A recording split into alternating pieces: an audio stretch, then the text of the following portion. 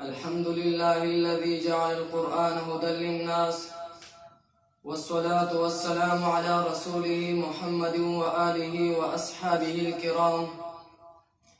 أما بعد، فأعوذ بالله من الشيطان الرجيم. بسم الله الرحمن الرحيم. إن هذا القرآن يهدي للتي هي أقوم. وقال النبي صلى الله عليه وسلم: خيركم من تعلم القرآن وعلمه. صدق اللہ العظیم. نہ گھبراؤ مسلمانوں، خدا کی شان باقی ہے. نہ گھبراؤ مسلمانوں، خدا کی شان باقی ہے. ابھی اسلام زندہ ہے، ابھی قرآن باقی ہے. قابل صد تکریم اعزاز اسٹیج پر تشریف فرمائے حضرات علماء کرام اور محترم سامعین، السلام علیکم ورحمۃ اللہ وبرکاتہ. قرآن وہ عظیم کتاب ہے جس کو اللہ رب العزت نے جبرائیل امین کے وساطت سے حضور صلی اللہ علیہ وسلم کے قلب اطہر پر نازل کیا. قرآن وہ عظیم کتاب ہے جس کے نزول سے ہمیں ہدایت کا نور ملا. قرآن وہ عظیم کتاب ہے جس نے ہمیں دین کا شعور ملا. قرآن وہ عظیم کتاب ہے جس نے انسانوں کو پسی سے اٹھا کر بلندی تک پہنچا دیا. قرآن وہ عظیم کتاب ہے جس کے بارے میں احکم الحاکمین کا ارشاد ہے: لا یمسہ الا المطہرون. قرآن وہ عظیم کتاب ہے جس کے بارے میں رب کائنات کا ارشاد ہے: ذالک الکتاب لا ریب فیہ. قرآن وہ عظیم کتاب ہے جس کی ذمہ داری رب ذوالجلال نے اپنا ذمہ لی ہے. انا نحن نزلنا الذکر وانا لہ لحافظون. قرآن وہ عظیم کتاب ہے جس کو رب العالمین نے نازل کیا. فتبارک اللہ رب العالمین. قرآن وہ عظیم کتاب ہے جس کو حضور صلی اللہ علیہ وسلم پر نازل کیا. علی عبدہ لیکون للعالمین نذیرا. قرآن وہ عظیم کتاب ہے جس کو لانے والے جبرائیل امین نزل بہ الروح الامین. قرآن وہ عظیم کتاب ہے جس کو رمضان المبارک کے مقدس مہینے میں نازل کیا. شہر رمضان الذی انزل فیہ القرآن. قرآن وہ عظیم کتاب ہے جس کو لیلۃ القدر میں نازل کیا. انا انزلناہ فی لیلۃ القدر.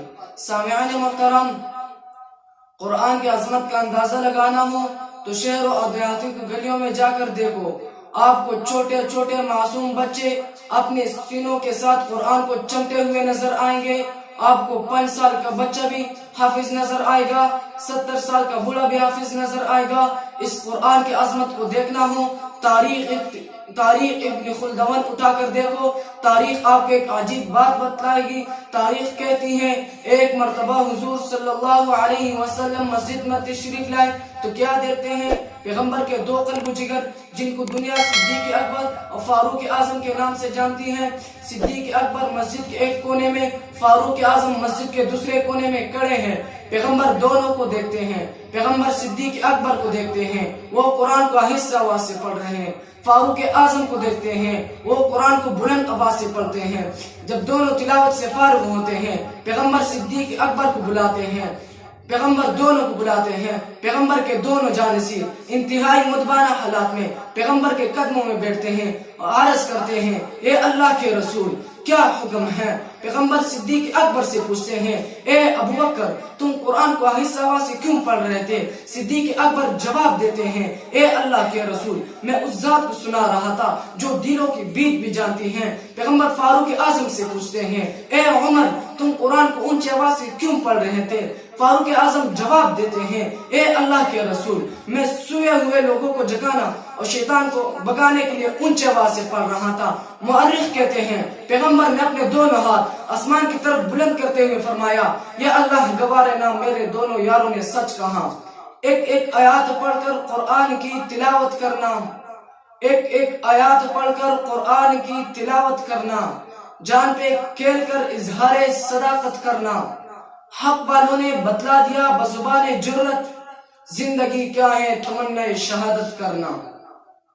سامعین محترم، قرآن مجید خود بھی عظیم ہے، جس نے اس کے عظمت کو پلایا وہ بھی عظیم بن گیا۔ آنے کو تو ابو بکر آئے، تعلق قرآن سے بنا، صدیق اکبر بن گئے۔ آنے کو تو عمر آئے، تعلق قرآن سے بنا، فاروق اعظم بن گئے۔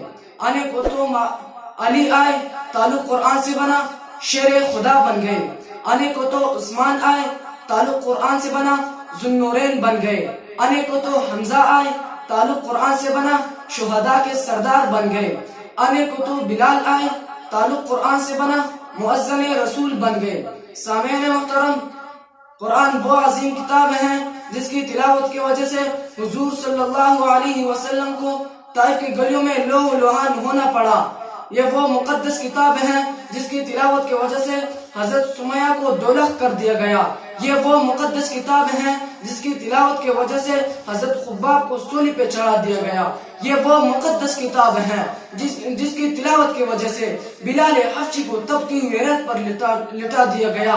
یہ وہ مقدس کتاب ہے جس کی تلاوت کی وجہ سے احمد بن حنبل کے جسم پر کوڑے برسائے گئے۔ یہ وہ مقدس کتاب ہے جس کی تلاوت کی وجہ سے امام اعظم ابو حنیفہ کا جنازہ جیل سے نکالا گیا۔ یہ سب مصائب علم سہ کر بھی کسی نے قرآن مجید کا دامن نہیں چھوڑا۔ شاعر بھی تڑپ اٹھا، کیوں نہ ہو ممتاز اسلام بھر کر دنوں میں، کیوں نہ ہو ممتاز اسلام بھر کر دنوں میں، وہاں مذہب کتابوں میں یہاں قرآن سینوں میں۔ سامعین محترم، نبی کے بعد صحابہ کرام نے، صحابہ کرام کے بعد تابعین نے، تابعین کے بعد تبع تابعین نے، لیکن جس نے بھی قرآن سے محبت کی، قرآن کو اپنے زندگیوں میں لایا، قرآن کے احکام پر عمل کیا، تو اللہ رب العزت نے ان کو بلند مقام عطا کیا۔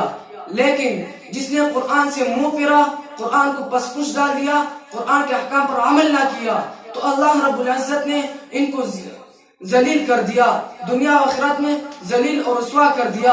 ان پر جابر کافر حکمرانوں کو مسلط کر دیا۔ جیسے کہ آج مسلمان نے قرآن سے منہ پھیرا تو پھر ہر جگہ ظلم کی چکی میں پسنے لگے، چاہے عراق ہو یا افغانستان، کشمیر ہو یا ہندوستان، فلسطین ہو یا پاکستان، عرض کے ہر جگہ مسلمان مار ہی کا رہا ہے، عزتیں لٹوا رہا ہے، ظلم کے چکی میں پسا جا رہا ہے۔ یہ سب کیوں ہوا؟ کیسے ہوا؟ یہ اس لیے ہوا کہ آج کے مسلمان نے قرآن سے منہ پھیرا، قرآن کو پس پش ڈال دیا، قرآن کے احکام پر عمل نہ کیا، تو اللہ نے ان کو ذلت کا نشانہ بنا دیا۔ ان حالات کو دیکھ کر شاعر بھی تڑپ اٹھا، وہ معزز کے زمانے میں مسلمان ہو کر، ہم ذلیل خوار ہو کر، تاریخ قرہ ہو کر، وما علینا الا البلاغ۔